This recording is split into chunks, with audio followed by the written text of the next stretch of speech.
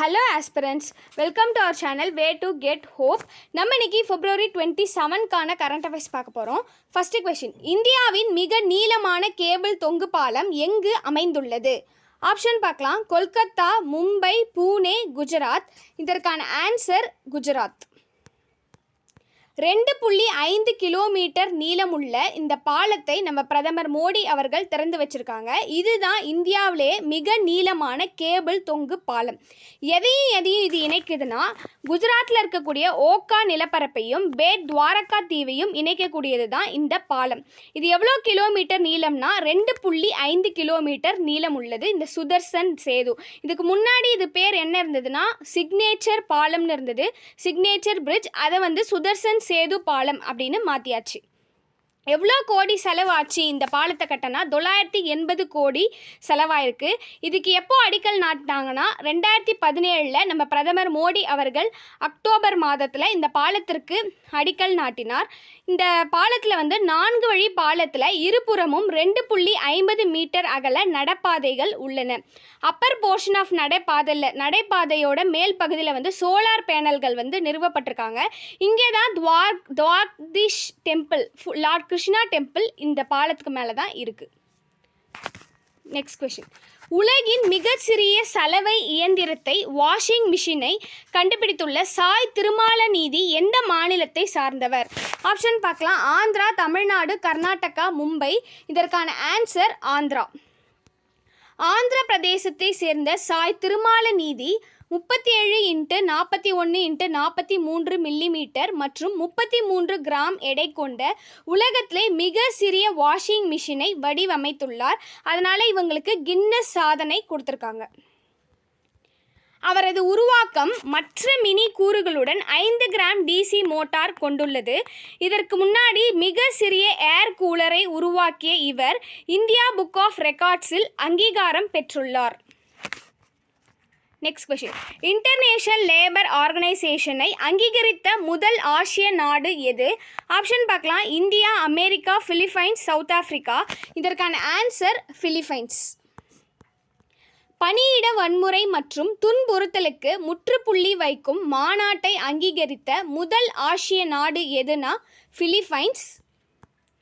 Philippines வன்முறை மற்றும் துன்புறுத்தல் மாநாடு 2019 இன்டர்நேஷனல் லேபர் ஆர்கனைசேஷன் துணை இயக்குனரான ஜெனரல் செலஸ்ட் ட்ரேக்கியிடம் டெபாசிட் செய்து இது உலகின் 38வது நாடாகவும் 190 அங்கீகரித்த முதல் ஆசிய நாடாகவும் ஆனது. நெக்ஸ்ட் கொஸ்டின், குடியரசுத் தலைவர் ஸ்ரீமதி திரௌபதி முர்மு அவர்கள் துவங்கி வைக்கும் பர்பிள் ஃபெஸ்ட் 2024 எந்த அமைச்சகத்தின் கீழ் வருகிறது? ஆப்ஷன் பார்க்கலாம். சமூக நீதி மற்றும் அதிகாரமளித்தல் அமைச்சகம், கலாச்சாரத்துறை அமைச்சகம், உள்துறை அமைச்சகம், விளையாட்டுத்துறை அமைச்சகம். இதற்கான ஆன்சர் சமூக நீதி மற்றும் அதிகாரமளித்தல் அமைச்சகம்.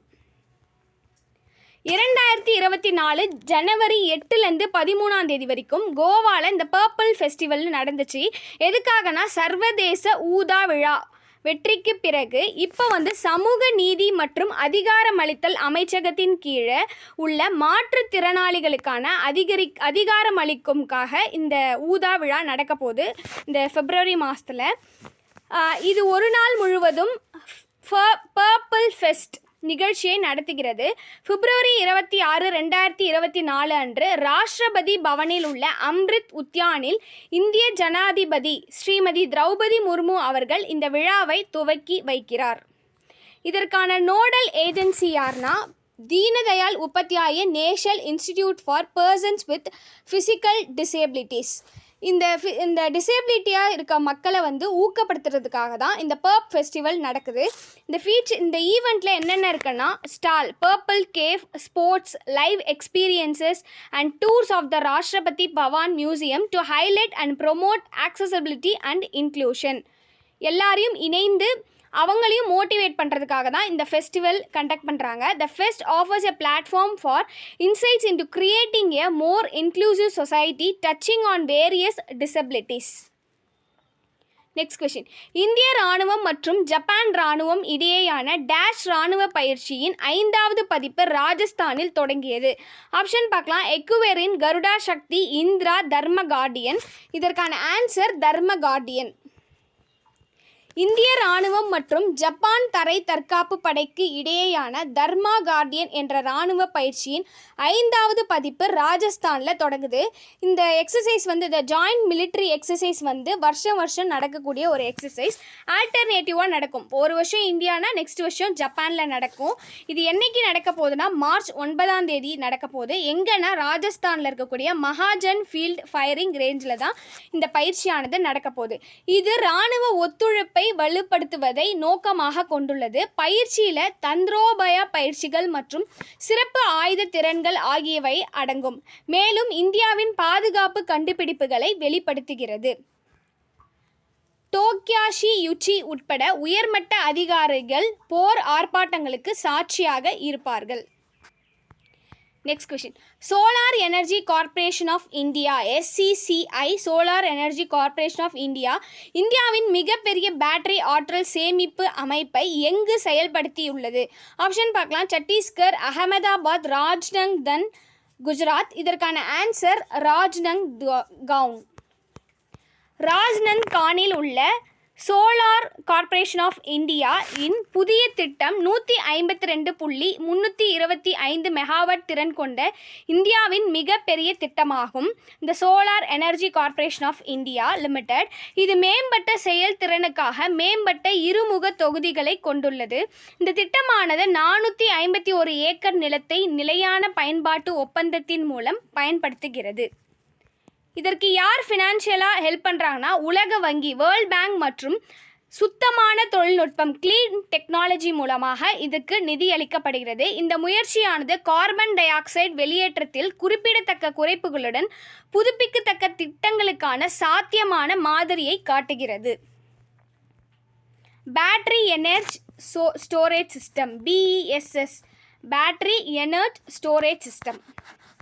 Next question. சமீபத்தில் செய்திகளில் பார்த்த காளி புலிகள் சரணாலயம் எந்த மாநிலத்தில் அமைந்துள்ளது? ஆப்ஷன் பார்க்கலாம். தமிழ்நாடு, மகாராஷ்டிரா, கர்நாடகா, கேரளா.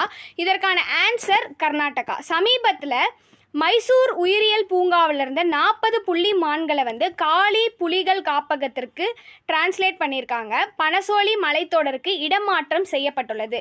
இந்த புள்ளி மான் அல்லது சிட்டல் என்கின்ற இந்திய துணை கண்டத்தை பூர்வீகமாக கொண்டது மற்றும் இந்திய காடுகளில் இது பரவலாக உள்ளது. இவை துணை வெப்பமண்டல புல்வெளிகள் மற்றும் காடுகளில் 20 முதல் 30 ஆண்டுகள் வரை வாழ்கின்றன.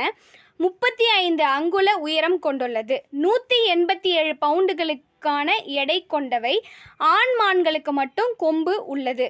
மேலும் இவை 10 முதல் 50 நபர்களை கொண்ட சமூக மந்தைகளில் வாழ்கின்றன. IUCN லிஸ்டில் படி இது லீஸ்ட் கன்சர்னில் வகைப்படுத்தப்பட்டுள்ளது. Next question. அருட்பெருஞ்சோதி வள்ளலார் விருது 2022 யாருக்கு வழங்கப்பட்டுள்ளது? ஆப்ஷன் பார்க்கலாம். பாலமுருகன், சரவணன், சசி தரூர், முகமது ஜுபைர். இதற்கான ஆன்சர் மா சரவணன்.